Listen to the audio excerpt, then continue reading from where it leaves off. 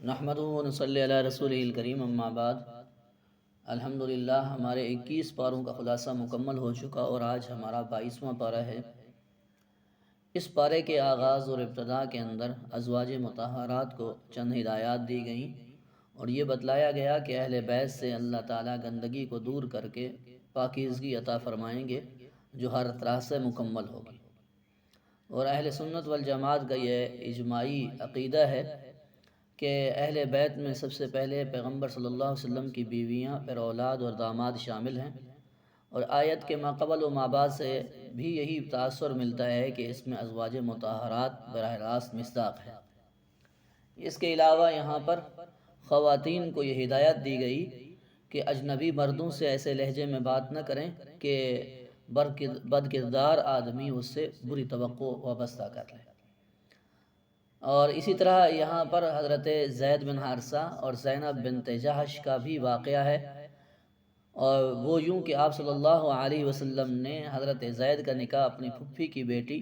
حضرت زینب سے کرنا چاہا، اور ان کے حضرت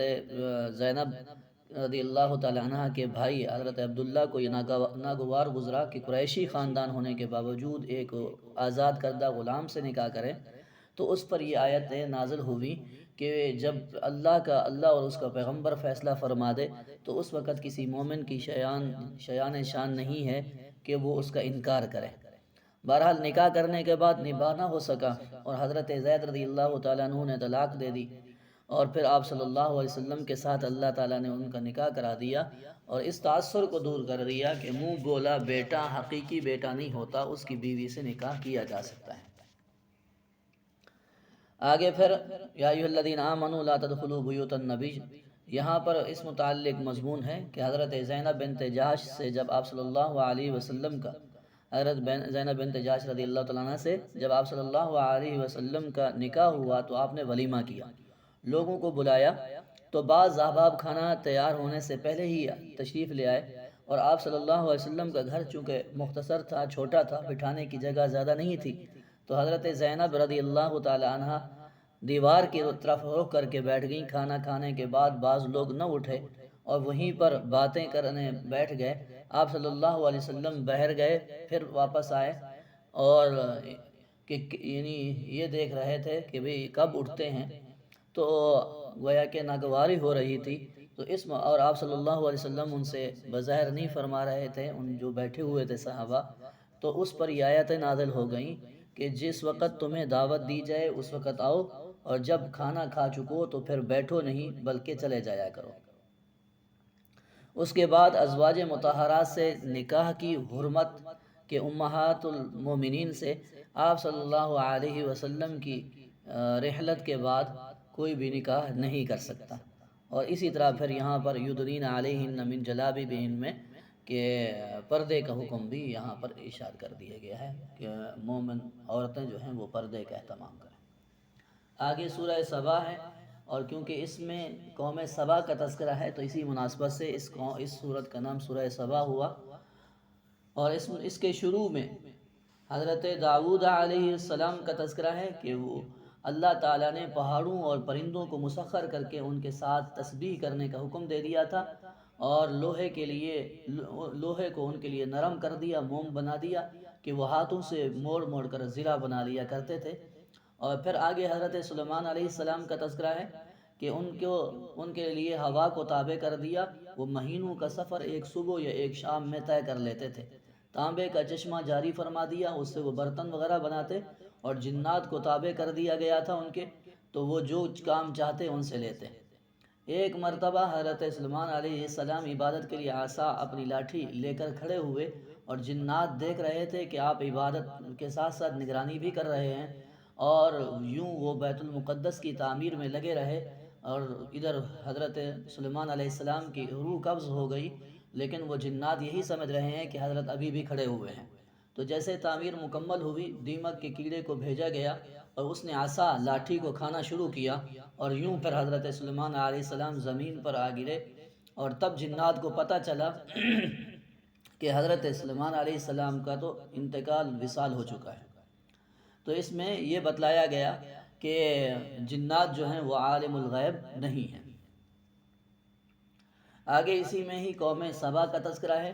ملک یمن کے دارالحکومت صنعاء سے 3 منزل کے فاصلے پر شہر معارب میں یہ قوم آباد تھی، اور پہاڑوں کے درمیان خوبصورت جگہ تھی۔ یہاں کے بادشاہوں نے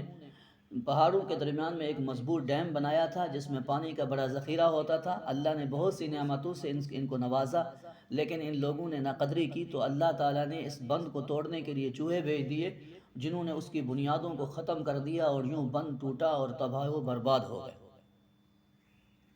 اور پھر آگے مشرکین کے عقائد و نظریات کی تردید اور ان کی سرکشی کی بنیادی وجہ بتلائی جا رہی ہے،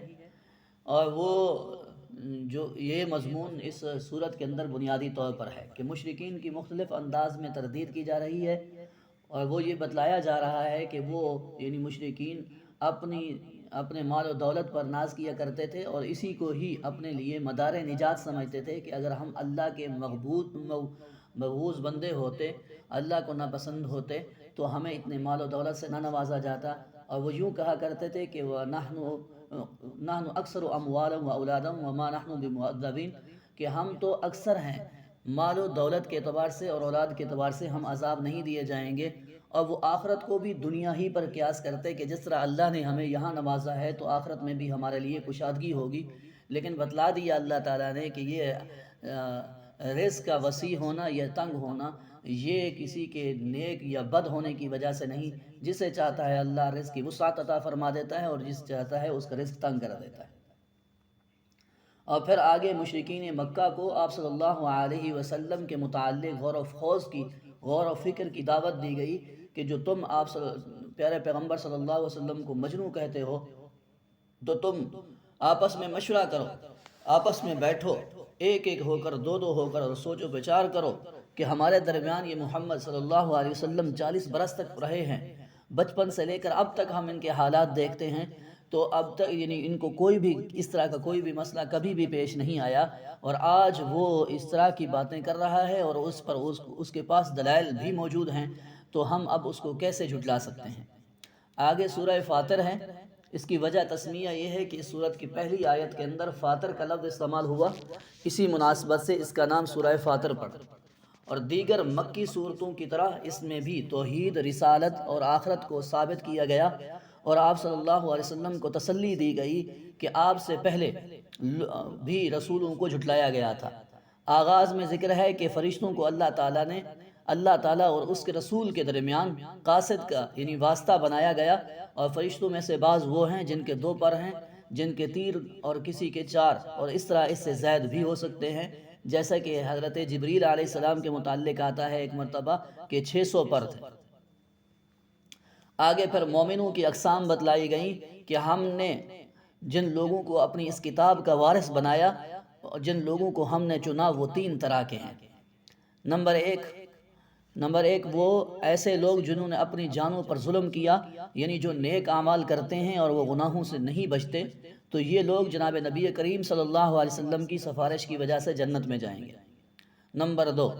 وہ لوگ جو درمیانی راہ اختیار کرتے ہیں، یعنی حلال کام بھی کرتے ہیں اور حرام کاموں سے بچتے ہیں، لیکن مکروہات سے نہیں بچتے اور مستحبات کو نہیں عمل کرتے مستحبات پر، تو یہ اللہ تعالیٰ کی رحمت سے جنت میں جائیں گے۔ نمبر 3 تیسرے وہ لوگ ہیں جو نیکیوں میں بڑھتے چلے جاتے ہیں، اور نیکیوں یعنی فرائض کے علاوہ مستحبات کو بھی اپناتے ہیں اور مکروہات سے بھی بچتے ہیں، اور بعض مباح چیزوں کو بھی شبہوں کی وجہ سے چھوڑ دیتے ہیں، تو یہ بغیر حساب کتاب کے جنت میں داخل ہوں گے۔ ان کا تذکرہ کیا گیا۔ آگے سورہ یاسین شروع ہو رہی ہے۔ سورہ یاسین کے بالکل ابتداء میں یعنی یہ سورت 2 حروف مقطعات یعنی یا اور سین سے شروع ہو رہی ہے، اسی وجہ سے اس کا نام سورہ یاسین ہوا، اور اس سورت کو قرآن کا دل بھی کہا جاتا ہے، اور صبح کو پڑھنے سے پورے دن کے کام آسان ہو جاتے ہیں۔ اس سورت کے آغاز میں اللہ تعالیٰ نے قرآن کریم کی قسم اٹھا کر فرمایا کہ آپ صلی اللہ علیہ وسلم یقیناً پیغمبروں میں سے ہیں، اور آیت نمبر 5 میں آپ صلی اللہ علیہ وسلم کے فرائض منصبی کا تذکرہ ہے کہ آپ لوگوں کو ڈرائیں جن کے آبا کو نہیں ڈرایا گیا، کیونکہ مکہ مکرمہ میں حضرت ابراہیم علیہ السلام کے بعد کوئی پیغمبر نہیں آیا۔ حضرت ابراہیم علیہ السلام اور حضرت اسماعیل علیہ السلام، اس کے بعد یہاں پر پیغمبر نہیں آیا، تو آپ ان کو ڈرائیں۔ اب پھر یہیں پر ہی یعنی اسی وَمَن يَقْنُتْ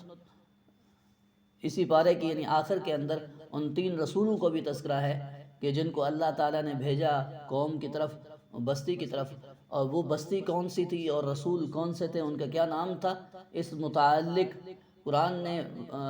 تعیین نہیں کی، نہ رسولوں کے ناموں کی اور نہ ہی اس بستی کی، لیکن بعض روایات میں یہی آتا ہے کہ اس بستی کا نام انطاکیہ، اور رسولوں کے نام بھی آتے ہیں صادق، صدوق، شلوم یا شمعون،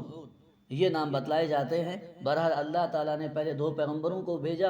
اور لوگوں نے ان کی تکذیب کی، تو اللہ تعالیٰ نے ان کی تائید و توفیق کے لیے تیسرے پیغمبر کو بھی بھیجا، قوم نے ان کی بات بھی نہ مانی، اور پھر ایک اور آدمی جس کا نام بعض روایات میں حبیب بن اسماعیل نجار آتا ہے، وہ آیا اور اس نے ان رسولوں کی دعوت پر ایمان بھی قبول کیا۔ اس نے بستی والوں کو بھی سمجھایا کہ ان کی بات کو مان لو اور ان کی اس بات کو رد نہ کرو، وگرنہ نقصان اور خسارے میں جاؤ گے، اور قوم نے اس حبیب نجار کو شہید کر دیا، اور یوں پھر اسے جنت کی خوشخبری سنائی گئی، اور اس کی تمنا کا بھی آگے تذکرہ ہے ومالیہ میں، یعنی اگلے پارے میں، تو وہ انشاءاللہ ہم اگلے پارے کے اندر پڑھتے ہیں اس متعلق۔ وما علینا الا